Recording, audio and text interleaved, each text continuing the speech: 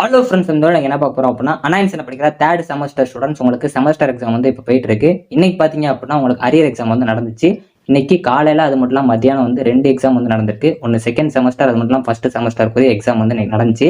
இன்னைக்கு வந்து arrear exam question காலையில் அது மட்டும் இல்லாமல் மத்தியானம் எக்ஸாம் கொஸ்டின் வந்து ஈஸியாக கஷ்டமா அப்படிங்கிற பற்றி தான் ஃப்ரெண்ட்ஸ் அந்த வீடியோவில் பார்க்க போகிறோம். ஸோ அது மட்டும் இல்லாமல் நாளைக்கு எக்ஸாம் எழுத போறீங்க, செமஸ்டர் எக்ஸாம் எழுத போறீங்க அப்படின்னா கண்டிப்பாக வந்து வீடியோ பாருங்க. இதெல்லாம் கண்டிப்பாக பண்ணி அதிகமாக எடுங்க. ஸோ வாங்க வீடியோக்குள்ள போகலாம். ஓகே ஃப்ரெண்ட்ஸ், ஃபர்ஸ்ட் தான் பார்த்தீங்க அப்படின்னா அனாயின்ஸில் படிக்கிற தேர்ட் செமஸ்டர் ஸ்டூடெண்ட்ஸ் உங்களுக்கு செமஸ்டர் எக்ஸாம் போயிட்டு இருக்கு.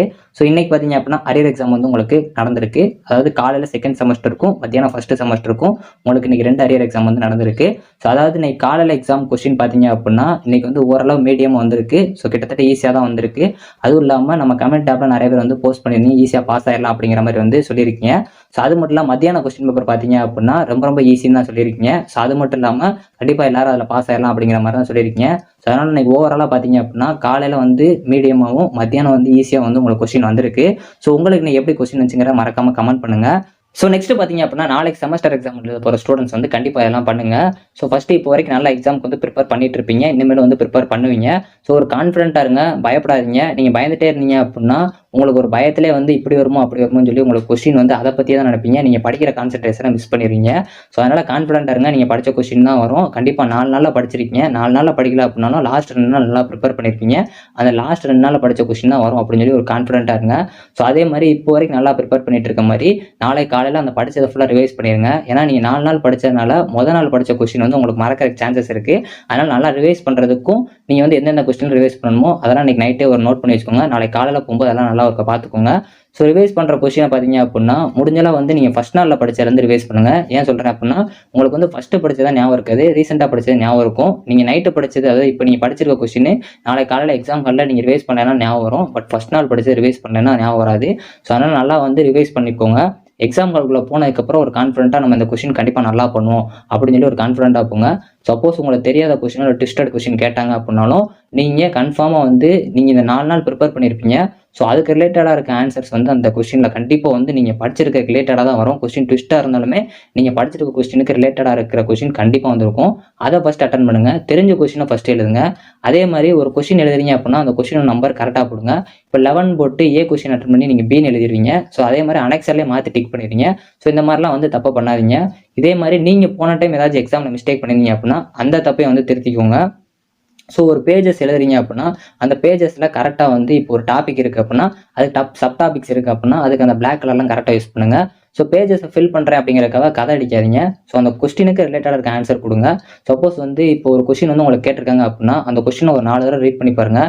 ஏன்னா நீங்கள் முதல் தடவை பார்க்கும்போது வந்து உங்களுக்கு ஃபஸ்ட்டு கொஸ்டினை பார்த்தோன்னே கொஞ்சம் பயம் வரும். அதனால் வந்து நீங்கள் இந்த கொஸ்டினை பார்த்தோன்னே நம்ம இந்த கொஸ்டின் பார்க்கவே இல்லை, கொஞ்சம் டிஃப்ரெண்ட்டாக கேட்டிருக்காங்க, ட்விஸ்டடாக கேட்டிருக்காங்கன்னு நினைப்பீங்க.